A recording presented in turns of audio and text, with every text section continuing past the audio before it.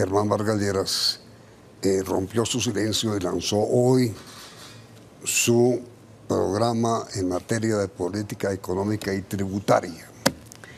Anunció multiplicidad de reformas: reforma tributaria, reforma a la justicia, reforma al sistema de protección a la vejez, reforma al sistema general de regalías, reforma a las consultas previas que se hace a las comunidades, reforma a la ley de tierras, reforma a la ley de APP o Alianza Público-Privada, reforma al POT, reforma a los catastros municipales.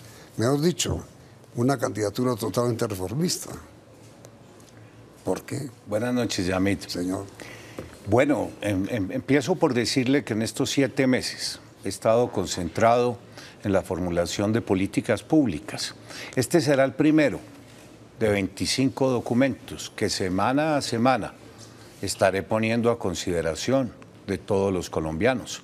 Arrancamos, como usted bien lo dice, hoy con la propuesta en materia de macroeconomía y reforma tributaria, pero la próxima semana estaremos en Bucaramanga lanzando el documento de salud, la semana siguiente en Medellín, en los temas de seguridad ciudadana, en Barranquilla el 5 de diciembre, sobre los temas de infraestructura, en Cartagena el 14 de diciembre, sobre un documento en el que queremos poner gran énfasis, la política de Colombia en materia de turismo, que es un sector muy esperanzador. Y el año entrante estaremos haciendo lo propio en materia de industria, de comercio exterior, de régimen pensional, del sector agrícola, del sector medioambiental, del sector deporte y tantos otros. Son 25 en su totalidad. Iniciamos hoy con la política macroeconómica y particularmente de nuestra propuesta en materia tributaria. En algunos casos son pequeños ajustes, en otros grandes reformas. En la parte tributaria, sin duda. Pero perdón, es que le confieso que me extrañó que el primer documento suyo, oficial, como candidato presidencial, sea anunciando una reforma tributaria, porque eso parece lo más antielectoral del mundo. Sí, pero lo más realista. Partamos del principio de que en este país, en los últimos 30 años, hemos aprobado 56 modificaciones al estatuto tributario. Eso nos da un promedio de cerca de 2 por año. Y hemos llegado a unos niveles que en mi criterio son insostenibles en materia de tributación. No olvide usted que este país tiene 16 tratados de libre comercio suscritos. El factor competencia se vuelve muy importante. ¿Pero qué es lo que quiere usted hacer con la reforma tributaria? Varios ajustes. A ver. El primero. La reforma tributaria. La reforma tributaria. El primero. Nosotros competimos con países como Chile, como Perú, que tienen tasas efectivas de tributación sobre las utilidades que rodean el 30%. ¿En impuestos a la renta? Sí, tasas efectivas sobre las utilidades sumando todos los tributos. Aquí hay que sumar renta, ICA, 4 por 1000, impuesto al patrimonio y tantos otros. En las condiciones actuales esto se hace insostenible. Y no desconozca usted que en un país como los Estados Unidos, el gobierno de los Estados Unidos está promoviendo en el Congreso una reducción también muy drástica de los impuestos. Le hago caer en cuenta que en el reciente informe del Banco Mundial y también del informe Doing Business, estamos ocupando el puesto 165 entre 167 países evaluados. La tasa impositiva de América Latina y del Caribe, el promedio es hoy del 40%. A Colombia solo la supera Argentina, con una tasa de tributación más alta. ¿La supera en el sentido de que que tiene una tasa de tributación más alta que la nuestra? ¿Únicamente? Únicamente Argentina. Y el presidente Macri ya anunció una reforma estructural para llevar los impuestos a tasas competitivas. Me han dicho, lo que usted anuncia es la presentación de una reforma tributaria para subir impuestos. Para bajar impuestos, pero aumentar el recaudo. Pero es que eso es lo que dicen siempre. Bueno, es lo que dicen siempre, pero es lo que queremos nosotros introducir. Empecemos por la renta. Nosotros estamos proponiendo un impuesto de renta similar a la de los países con los cuales tenemos que competir, que sería un impuesto de renta del 30% para los negocios y para las personas naturales. Que hoy están en el 40 y... Hoy están entre el 30 y el 42. Pero a eso se suma algo en lo que ya se dio un primer paso y nos comprometimos hoy a no volverla a introducir, que es el impuesto al patrimonio, que aquí lo tuvimos por 16 años. Este es uno de los pocos países en el mundo que seguía gravando el patrimonio. En los Estados Unidos usted puede tener como patrimonio 100 millones de dólares y no tributa sino sobre la utilidad de ese patrimonio. Pero mire, doctor Vargas. Pero déjeme, le termino. Pero eso es el tema. Bueno. Mire,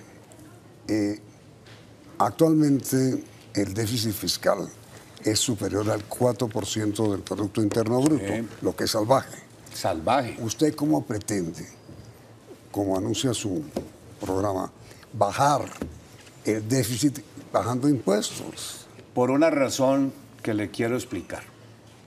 En primer lugar, déjeme terminarle la idea anterior. Aquí seguimos gravando el patrimonio y lo hacemos ya no con un impuesto sobre la riqueza, sino a través de la figura de la renta presuntiva, que es una de las segundas propuestas que queremos eliminar. Pero déjeme también, y usted me dirá que todos los ministros de Hacienda han anunciado lo mismo, aquí hay 80 billones de pesos que el fisco colombiano deja de percibir por la evasión y la elusión. Ese discurso lo hemos oído muchas veces, pero aquí lo que no hemos hecho es la modernización de la DIAN. Tenemos también en una valoración una de las entidades más desuetas, con menos capacidad técnica, con menos profesionales y con más bajo presupuesto. Óigame lo que le voy a decir, solo Arabia Saudita tiene una entidad menos competente y Arabia Saudita no necesita estimular mucho el recaudo. Hemos establecido que 80 billones de pesos deja de percibir el fisco nacional por concepto de la elusión. Hay muchas estrategias para lograr ir recuperando ese recaudo. La primera de ellas, llevamos 12 años hablando de la factura electrónica y no ha sido posible implementarla. Hoy vemos que la pelota se la pasan del Ministerio de Hacienda al Ministerio de Comercio y esta es la fecha que no se ha abierto la licitación para poner en marcha ese sistema, que es un gran instrumento para la DIAN. En todos los países que la han implementado ha tenido magníficos resultados desde el punto de vista del recaudo, pero también es un instrumento de financiación para la pequeña y la mediana empresa que a través de la factura electrónica logra en el mercado secundario fuentes alternas de financiación. Pero nosotros, a la propuesta que estamos haciendo, la estamos acompañando de un plan de contingencia muy bien estructurado y muy bien detallado. Pretendemos adelantar en los 2 primeros años 1 millón de actuaciones administrativas. 1 millón de actuaciones administrativas. Todo eso dentro de ese plan que resulta muy farragoso detallarle a usted, con miras a ir recuperando ese recaudo. Estimamos que en los 2 primeros años podemos avanzar a recuperar cerca de 20 billones de pesos, que acompañado de unas tarifas reales, no confiscatorias, como las que tenemos hoy en día, y también de algo de garrote, y por eso me refiero a enseriar mucho más las sanciones para quienes adulteran sus bases tributarias de manera dolosa. Pero miren, usted habla fundamentalmente con la factura electrónica del IVA, controla el IVA, pero primero responda a la pregunta anterior, es decir, ¿cómo hace usted para evitar que continúe creciendo el déficit fiscal de la nación bajando impuestos? Sobre todo porque es que lo que hay es que corregir la senda. Esta senda de continuar con un endeudamiento que ya llegó a un techo del 54% sobre el Producto Interno Bruto, resulta insatisfactorio. Esta receta ya se agotó, de seguir viviendo de endeudamiento y de elevar la carga tributaria al pequeño grupo de empresarios, de grandes contribuyentes, que son los mismos sujetos tributarios que a lo largo de todos estos años han venido contribuyendo con sus impuestos. La receta tiene que cambiar. Mire, déjeme decirle algo que es de público conocimiento. En el último año y medio, corrido, más de 10.000 personas naturales, colombianos, se fatigaron y tomaron la decisión, la mitad de ellos, de renunciar a su nacionalidad colombiana. Para sacar bienes. No, para irse a residir al exterior, y la otra mitad de irse a situar como sujetos fiscales a terceros países.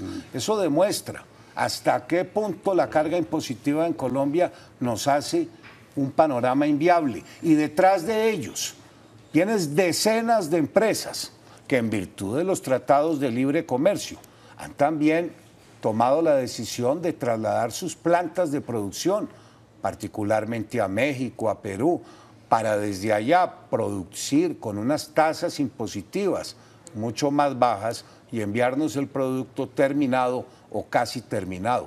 Pero créame, yo comprendo su preocupación, pero es que esta receta es la que llevamos empleando básicamente desde hace 2 décadas y con muy pocos resultados. Si usted mira hoy el déficit fiscal, si mira el endeudamiento que está llegando ya a márgenes muy inelásticos, si mira el crecimiento económico del país del 1.6, 1.5, que para algunos es franca recesión, se tiene que dar cuenta que hay que cambiar la receta, que tenemos que volvernos un país mucho más competitivo, que frene el éxodo de colombianos y de empresas al exterior, que cree incentivos para que muchos otros piensen y pongan sus ojos en Colombia. Sí, pero mire, doctor Barrilleros, el señor presidente Juan Manuel Santos, cuando era candidato presidencial, anunció que no habría aumento de impuestos y aplicó 2 reformas, o 3, no recuerdo. ¿Por qué creerle a usted? Bueno, porque yo he demostrado a lo largo de mi vida pública que en las cosas que me comprometo soy capaz de dar resultados. Al presidente Santos, a su mitad de gobierno, le sobrevino una crisis petrolera en el precio del barril, y en vez de haber reenfocado el gasto y haberlo reducido, el señor ministro de Hacienda tomó la decisión de llevar una nueva reforma tributaria. Yo particularmente considero que fue un error la primera reforma tributaria, o no se acuerda de los CRES y los imanes y todas esas historias que fracasaron estruendosamente. Entonces, y la segunda también está dando muy pocos resultados. Sobre ese tema, por ejemplo, ¿usted cómo haría en medio de semejante crisis por el bajonazo del petróleo? Pues tomar los riesgos que implica esta reforma, que tiene bastante de zanahoria, pero mucho de garrote. Eso fue lo que hizo el gobierno. No fue lo que hizo. Aquí tomamos la decisión de gravar siempre a los mismos. Todos los asalariados, y yo me incluyo, fuimos los más afectados por la reforma tributaria que se estableció. Pero usted está diciendo, mire, se grava a los ricos o a los no ricos. ¿Usted a quiénes va a grabar? ¿A quiénes va a bajar los impuestos?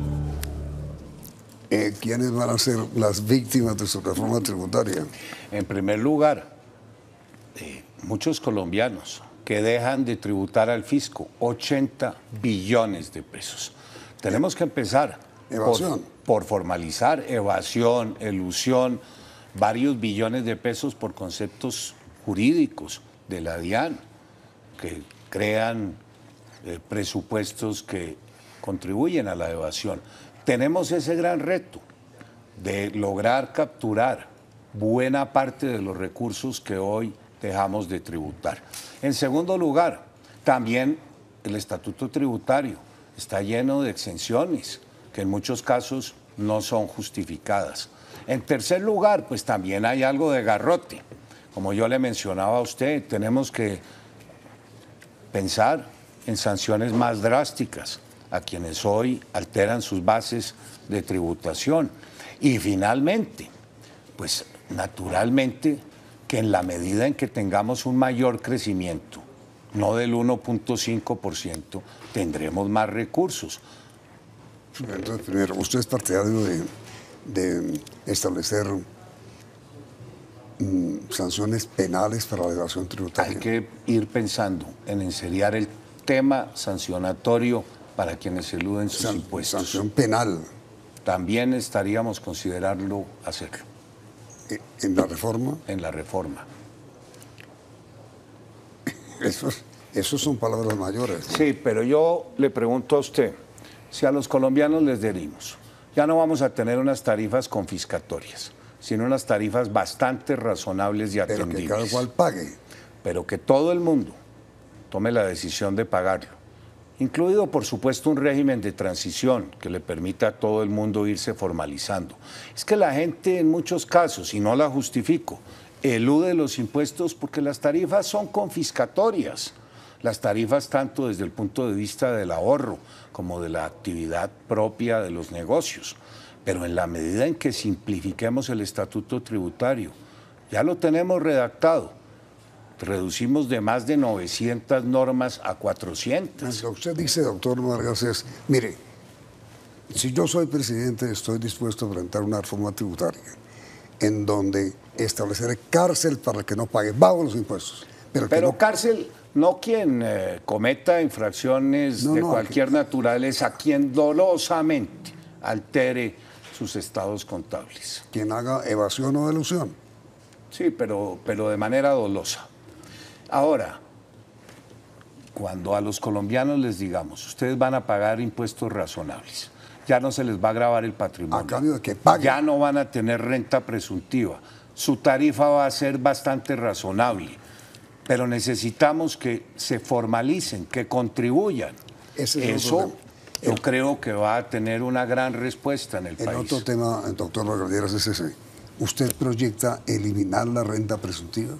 Sí, por supuesto, porque la renta presuntiva es un gravamen al patrimonio de manera indirecta. Como ya le mencionaba en esta entrevista, este es uno de los pocos países en el mundo que sigue gravando el capital. Renta positiva, no, presuntiva no más. No más para los negocios. Usted me dijo hace un minuto, con un crecimiento del 5%, pues se pueden adoptar mecanismos de una adecuada reforma tributaria. ¿Cómo piensa subir el crecimiento al 5%? Bueno, es todo un conjunto de estrategias que vienen contempladas en este documento.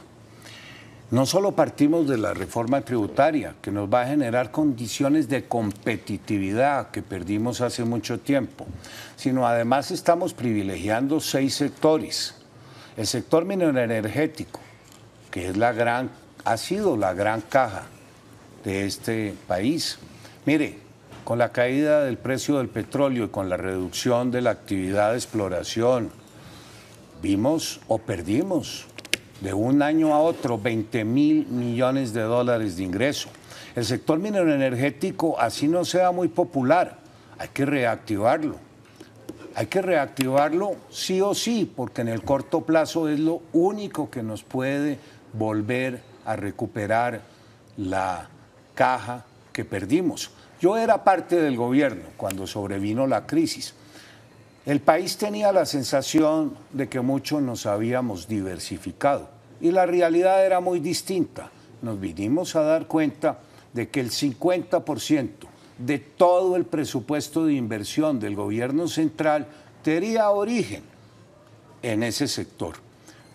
De manera que no solo le estamos apostando a que el mismo se recupere de manera sostenible. Pero mire, doctor Vargas, le interrumpo. Es que mire, eso no se puede hacer solo con su voluntad. Si hay exploración negativa, si no hay petróleo, ¿cómo hace un...? No, es que no hay petróleo, no. Hace 5 años este país exploraba y hacía sísmica en 21.000 kilómetros cuadrados. Hoy estamos en 1.100, para que usted se dé la impresión de lo que nos ha ocurrido en estos 5 años. Hace 5 años teníamos 178 pozos en perforación. Hoy no sobrepasamos de 15. Sí, señor, pero hace 5 años el petróleo estaba a 120 y hoy está a 40. Sí, pero aquí se tomó una decisión equivocada de no renegociar esos contratos y buscar la permanencia de todas esas firmas en el territorio nacional. Si seguimos a este ritmo, usted habrá visto cifras. Muy al cabo de un par de años disminuiremos las exportaciones de petróleo a 650.000 barriles y en un escenario de 5 o 6 años Colombia dejará de ser autosostenible. Este rumbo es algo que hay que enmendar. Pero, a ver, doctor Vargas Lleras, usted ha dicho en 2 ocasiones en esta entrevista, ha criticado las medidas del gobierno. Las medidas del gobierno en el sector minero energético, totalmente. No hablamos de otras, pues después hablamos de otras, pues, pero en el sector minero energético criticó la reforma tributaria, pero sin embargo anuncia que va a adoptar una. Critica ahora las medidas tomadas cuando sobrevino la crisis. ¿Por qué no lo dijo en su momento? Yo no lo dije al interior del gobierno. ¿Ah? Que lo expresé al interior del gobierno. Ah, por eso no supimos. Por eso no supimos, pero yo era en ese momento sumamente discreto y estas observaciones se las hice al interior del gobierno reiteradamente. ¿Y le dijeron que no? Me dijeron que no. Es decir, el programa económico y tributario suyo es una corrección a lo actual. No, en algunos casos, es que usted tocó el tema más sensible, el sector minero energético y las 2 reformas tributarias. Hay otras cosas donde las reformas que estamos proponiendo tienden a corregir errores que se han visto en el camino. Por ejemplo, yo celebro la aprobación de la ley que pone en marcha las alianzas público-privadas. Ahora más que nunca vamos a necesitar apelar a este instrumento como fuente de financiación en sectores como la educación, la salud, el propio régimen penitenciario, continuar con los temas de infraestructura, agua potable. Pero en la reglamentación de esa iniciativa llegamos a extremos en donde fuera del sector de infraestructura ha sido imposible que ningún originador de un proyecto logre culminar con el cúmulo de trámites que se establecieron en su momento, muchos de ellos repetitivos. Baste recordar que para que una APP sea aprobada tiene que ir al Consejo de Ministros, al COMPES, al CONFIS. En algunos casos son las mismas personas impartiendo las mismas aprobaciones. Este es un gran instrumento, hay que simplificarlo para que muchos más proyectos en sectores distintos al de infraestructura puedan cobrar vida. Y si eso es a nivel nacional, ni qué decir a nivel regional y municipal. Hay que vincular al sector privado a través de este instrumento como fuente de financiación de muchas otras áreas. Le menciono también otro cuello de botella de una reforma que usted me preguntaba. Lo interrumpo porque no sé cómo es tiempo. ¿Usted me acepta grabar ya el programa para mañana? Por supuesto. Con ese tema que usted dice. Pregunta final de 30 segundos. ¿El manejo económico y tributario del gobierno del presidente Santos ha sido malo, regular o bueno? Bueno, la primera reforma, yo creo que fue bastante mala. En esta segunda reforma ya nos liberamos de temas como el impuesto al patrimonio, pero toda la carga nuevamente cayó en sectores como la gente asalariada y muy poco se avanzó en combatir la elusión y la evasión, que fue una promesa no de este gobierno, sino de todos en general. Por eso usted en el aspecto económico y tributario va a corregir al actual gobierno. Yo creo que a la reforma tributaria hay que darle un nuevo rumbo para enmendar la plana, porque por esta senda en la que llevamos no este gobierno, varios gobiernos, hemos llegado a resultados que nos hacen que pensar que por este camino no salimos adelante. Mire, ¿usted qué pregunta le hará a los televidentes? ¿Qué quiere usted saber a los televidentes? ¿Qué quieren saber? Pues la pregunta elemental. ¿Usted cree que la última reforma tributaria y la anterior lo afectó mucho o poco? ¿Vio usted menguada su capacidad de consumo? Y entonces, yo le agregaría la siguiente pregunta. ¿Y está de acuerdo con que el doctor Vargas Lleras, vicepresidente, entonces hubiera guardado silencio? Sí. No guardé silencio. Público. Ah, público sí, porque yo desde el primer día de gobierno tomé la decisión de no hacer lo que hacía mi antecesor, de estar públicamente expresando opiniones en contravía de todos los altos funcionarios del gobierno, por un elemental respeto con el presidente. El sondeo de anoche. Después de la entrevista en Pregunta Yamit con Germán Vargas Lleras, candidato presidencial, ¿a usted la última reforma tributaria lo afectó? Sí, 94%, no, 6%. Usted anunció ayer, doctor Vargas Lleras, en ese programa, que si es elegido presidente, en el primer año el crecimiento del país no será inferior al 5%. ¿Cuáles son los cuellos de botella que impiden hoy eso? Bueno, los cuellos de botella son enormes.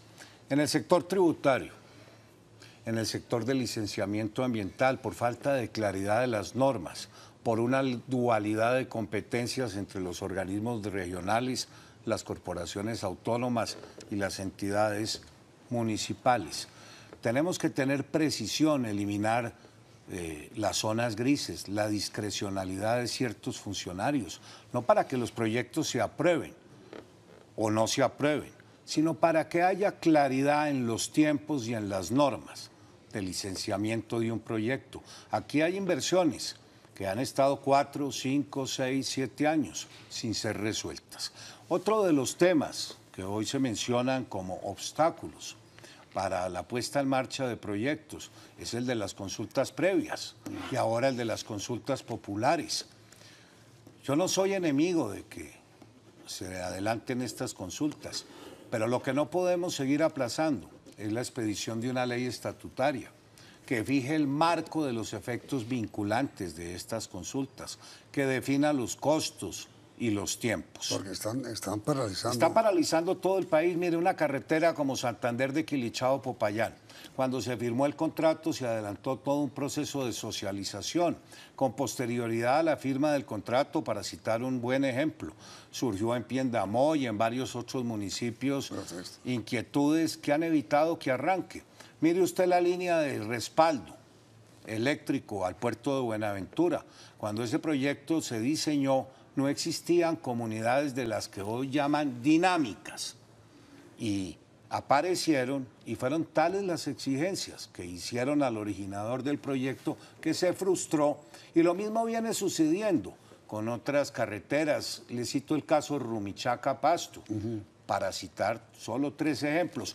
De manera que las consultas previas es un compromiso que nosotros adquirimos ante la OIT, pero lo indispensable es que tengan una reglamentación clara.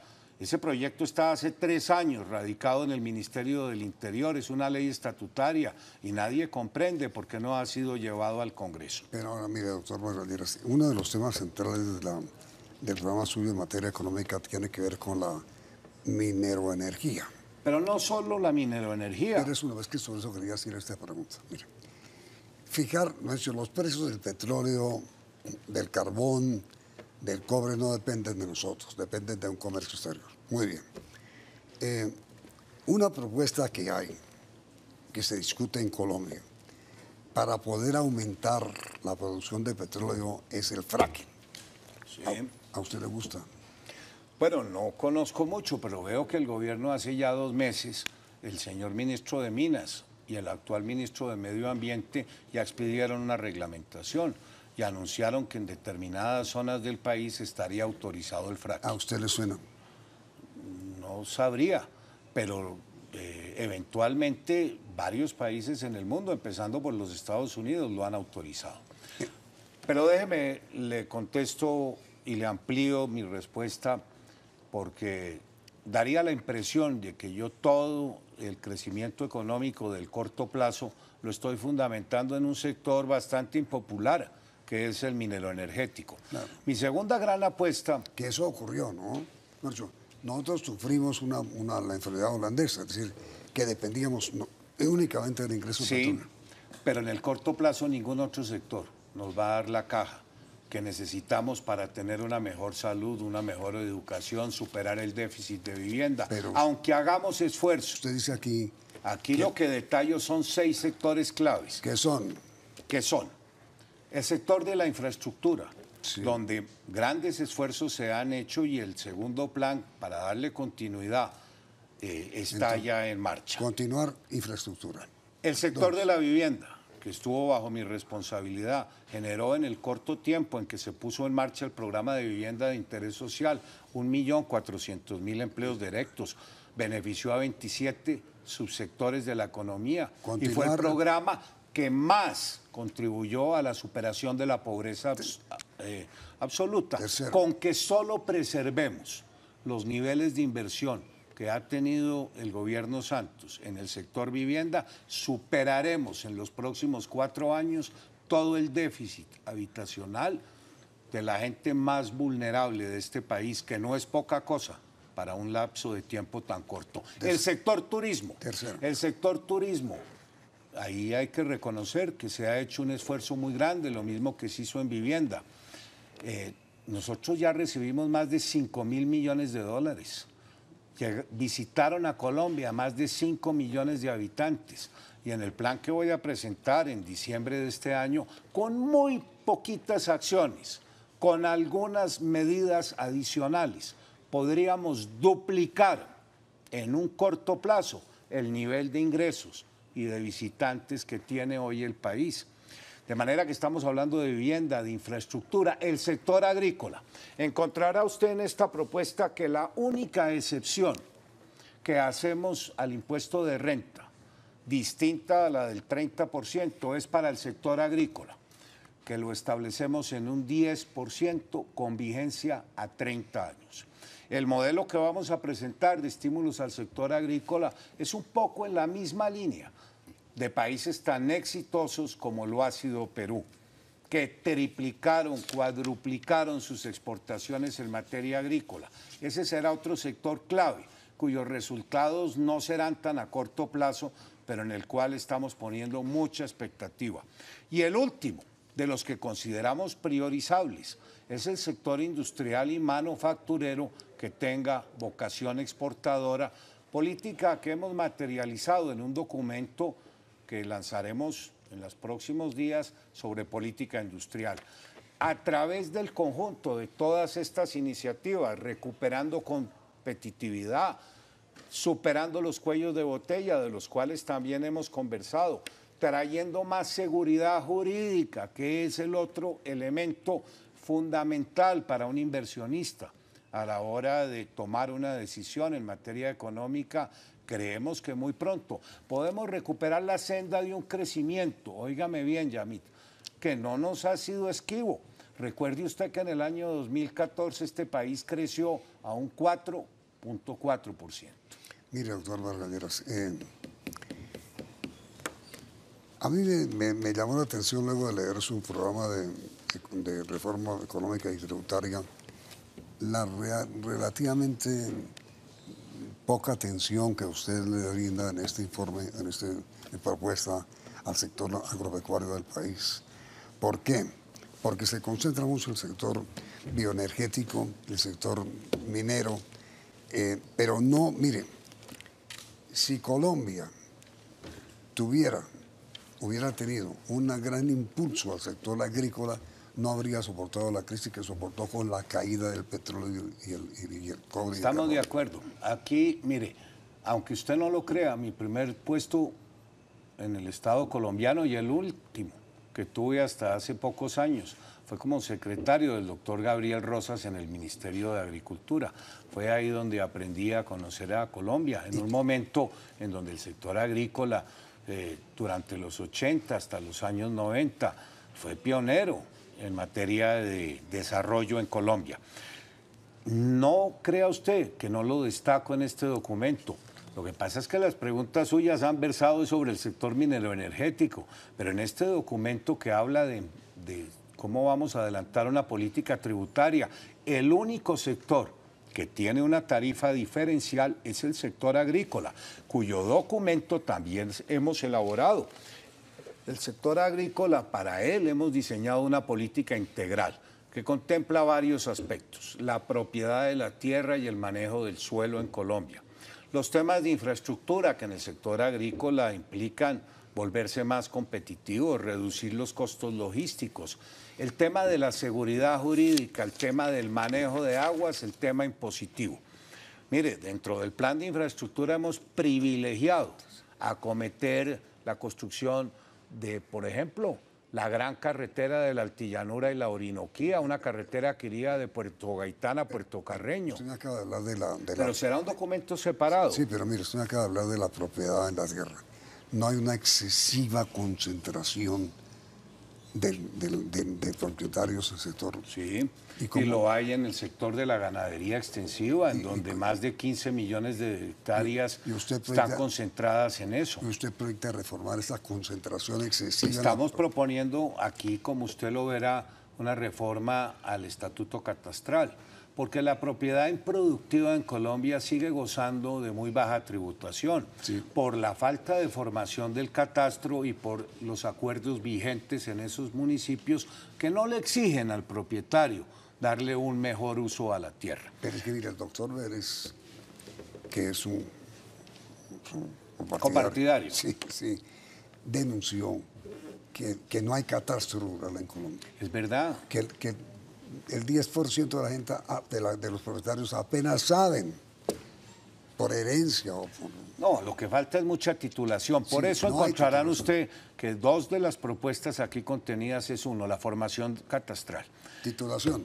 Y la otra, la titulación. Déjeme recordarle a usted que en mis épocas de parlamentario yo fui el autor de una iniciativa que hubiera permitido que toda la propiedad inmueble en los grandes centros urbanos, estrato 1 y 2, y toda la propiedad rural menor a 5 hectáreas hubiera podido ser titulada a través de un procedimiento expedito cuando no había contradicción ante notario.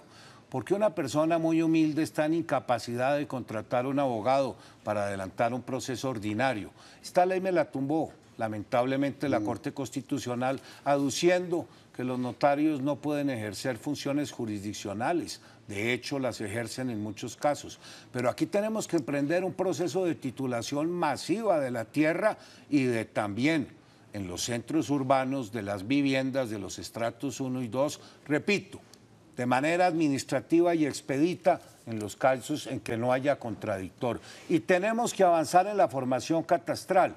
Ya lo hemos hecho en algunas ciudades con mayor capacidad institucional, Medellín, Cali, Barranquilla, pero tenemos que extender la delegación de facultades y un gran esfuerzo nacional para tratar de formar un catastro confiable.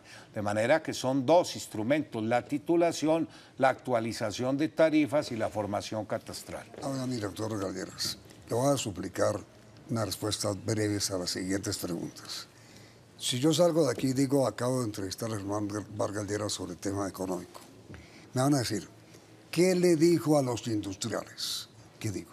A los industriales les dije que bajo 3 presupuestos, confianza, estabilidad tributaria y seguridad jurídica, les vamos a generar mayores condiciones de competitividad para que permanezcan y crezcan en el país, formalicen el empleo, generen más empleo y contribuyan a tener un mayor crecimiento económico. Para un industrial en Colombia, que le establezcan unas tarifas tributarias que le permitan competir con todos los países, que repito, hoy tenemos tratados de libre comercio, a 0 arancel, es un gran estímulo. ¿Qué le dijo a los comerciantes? A los comerciantes, que a través de la factura electrónica vamos a generar un proceso de formalización de los mismos y también a través de tarifas mucho más competitivas en materia tributaria. ¿Qué le dijo a los agricultores? A los agricultores, que la gran apuesta nuestra, tanto en materia impositiva como en materia de infraestructura, en materia de manejo de aguas, en materia de certeza sobre la propiedad de la tierra y la seguridad, es nuestra gran apuesta en un documento que, le repito, irá por separado y sobre el cual no quiero autochiviarme, que será lanzado en la ciudad de Ibagué y de Neiva en simultáneo en la segunda semana de enero. Ahora digo, ¿qué le dijo a los evasores? ¿Qué le dijo a los que eluden? ¿Qué le dijo en estas entrevistas a los evasores? A los evasores, que que vamos a tener una gran oportunidad de sincerarnos, no con tarifas confiscatorias que muchas veces los conducen a fijar mecanismos de ilusión, que les vamos a ofrecer unas tarifas razonables, que les permiten tener una utilidad competitiva y que lo más deseable va a ser que se formalice y se regularice. Y lo mismo a los elusores, para avanzar hacia una mayor transparencia en nuestro proceso tributario. Mire, doctor Vargas, finalmente, y le presento excusas anticipadas por si me... ¿Por qué? Por si me reclama por la pregunta que le voy a hacer. Bueno. Yo me comprometí, lo digo públicamente, a que no iba a hacer en esta entrevista, estas dos entrevistas, ninguna pregunta al margen del tema de su propuesta que presentó ayer martes sobre la economía tributaria. ¿Me permite una sola? Sí, por supuesto. ¿Cómo quedaron sus relaciones con el presidente Santos? Pues en términos personales, bastante bien. Como quiera que hace 8 días tuve la oportunidad de reunirme con él a comentar sobre muchos temas de actualidad. Yo, a diferencia de lo que mucha gente cree, a todo lo largo del primero y del segundo gobierno, siempre manejé una relación muy cordial y así seguirá siendo. Es decir, usted no va a ser un candidato de oposición. No, yo sí le expresé al presidente que en algunas áreas voy a tener una posición autocrítica como es razonable, sobre todo en aquellos sectores donde él sabe que yo le expresé a lo largo del gobierno diferencias, con cierta discreción, pero hay asuntos en los que vale la pena dar un viraje. Pero las relaciones con él siempre han sido cordiales y la última que tuve fue para tratar aspectos relacionados con la reforma electoral y el proceso que ha tenido muchas dificultades de aprobación de la justicia transicional. Sobre la justicia transicional, doctor Margalleras, eso fue el origen de su retiro del gobierno, además. Así es. Usted mantiene sus reservas. Sí, pero permítame expresarle, es posible que esta misma semana conozcamos el fallo de control de constitucionalidad que emitirá la Corte Constitucional. Si lo que se menciona termina siendo cierto, en el sentido de que la Corte Constitucional excluya la competencia para que la JEP pueda conocer de casos de terceros, pues todas esas diferencias estarán zanjadas. ¿Y entonces era usted candidato de gobierno? Pues no lo sé, porque el presidente no sin duda también tiene compromisos con otros actores de la política colombiana, con 2 de ellos, uno que fue su negociador de paz y el otro su ministro del Interior, cuya consulta se resolverá este domingo. Sí. Pero bueno, me parece una muy buena noticia que digamos que las relaciones tanto personales, sino... Oiga, le confieso que a lo largo de estos 8 años, innumerables personas con agenda propia nos carboneaban a uno y a otro. ¿Qué es carbonear? Generar cizaña, chismes, malentendidos. Nunca permitimos que esas relaciones nos afectaran al presidente de la cordialidad, las buenas maneras y la relación personal. Siempre sacamos un espacio para dirimir nuestras controversias personalmente. Y eso sigue así. Y eso sigue así y espero que sea así, pese a que el presidente tiene que entender que en medio del fragor de la campaña hay algunas políticas que dieron mejor resultado que otras y no escatimaré en elogiar los grandes logros del gobierno. Usted verá cómo en el sector de educación, a mí el programa que me ha parecido más trascendente, más que el de Pilo Paga, fue el programa de Cero a Siempre. Programa promovido por la primera dama, que hoy ya tiene una cobertura del 50% y que dentro de nuestras propuestas estaríamos pensando en llevarlo a un 100%. Hay temas en educación, temas en salud. Llegamos ya a la cobertura universal, lo que no significa que haya que mejorar en oportunidad, en la calidad de la atención. Es que todos los gobiernos construyen sobre lo construido. Hay sectores en donde yo francamente he expresado reparos en el manejo macroeconómico, en la reforma tributaria, en el sector minero-energético, pero fue sobre los cuales usted me hizo las preguntas. Si yo en algo valoro fue la confianza del presidente en haberme dado la oportunidad de adelantar el más exitoso plan de vivienda. Millones de colombianos se beneficiaron de ese programa. Eso se convierte ya en una política pública de Estado, en el sector de infraestructura, en el sector de agua potable. El año entrante llegaremos a coberturas en todos los centros urbanos del 97%. Son grandes logros de este gobierno que yo no puedo más que exaltar. De manera que más bien reconozcamos que sus preguntas en esta entrevista se fundamentaron, como es natural periodísticamente, en aquellos temas sobre los cuales yo tengo reparos. Así naturalmente es.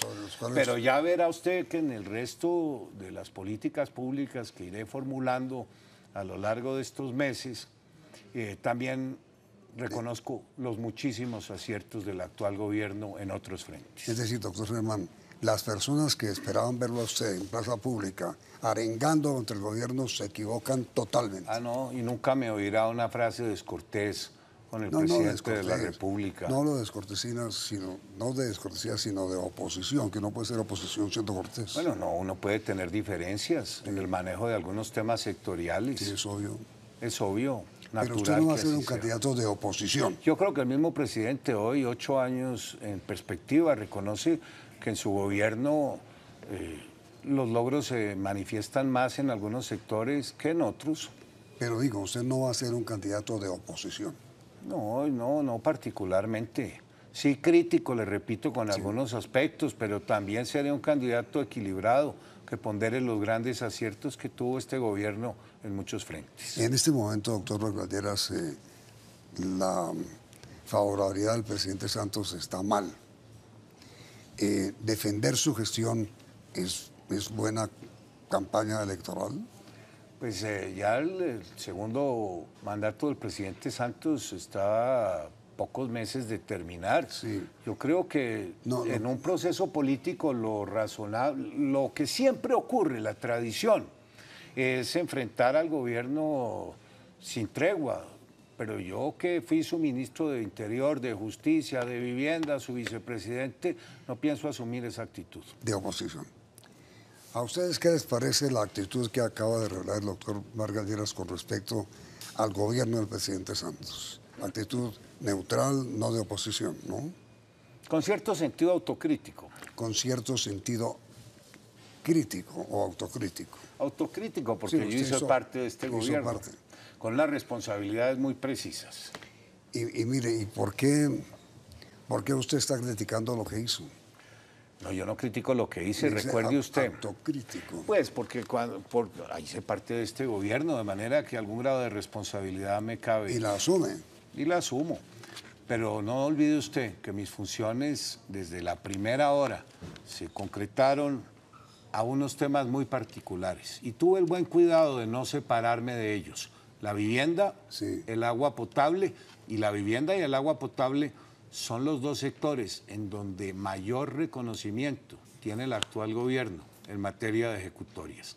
Y luego el sector de infraestructura, que fue una de mis responsabilidades en el cargo de vicepresidente. A eso se limitó mi participación en este gobierno. Mire, una pregunta que... Bueno, ya una cosa que sí se nos quedó pendiente, y que es un pendiente que también impacta a todos los sectores, la reforma a la justicia. No, eso será otro programa. Ese será otro programa. Mire, a ver, electoralmente a usted lo afectaría separarse totalmente del gobierno. No, ya entramos. Usted me dijo una pregunta y ya vamos en 10 preguntas. Nos vemos pronto. No, ¿cómo? Mire. Nos vemos además en la medida en que a fecha de hoy no he inscrito mi candidatura. Estoy en el proceso de recolección de firmas y vamos muy bien. Pero yo le dije 2 millones de firmas cuando inició. Sí, pero ya vamos en 4. Imagínese eso. 4 millones de colombianos que nos han firmado y nos han expresado con su firma su respaldo, su entusiasmo y su confianza en que mejor Vargas Lleras. Mire, la pregunta a nuestros televidentes. ¿Ustedes creen que le va mejor al doctor Germán Vargas Lleras haciendo crítica al gobierno del presidente Santos o adhiriendo o defendiendo al gobierno del presidente? ¿Crítico o defensor? ¿Qué cree usted? Escuchemos a los oyentes. El resultado, La pregunta es, ¿crítico o defensor? sí, ¿cómo le va mejor? ¿Siendo crítico o siendo defensor? Pálido. Muy gracias. Doctor Vargas Lleras, muchas gracias.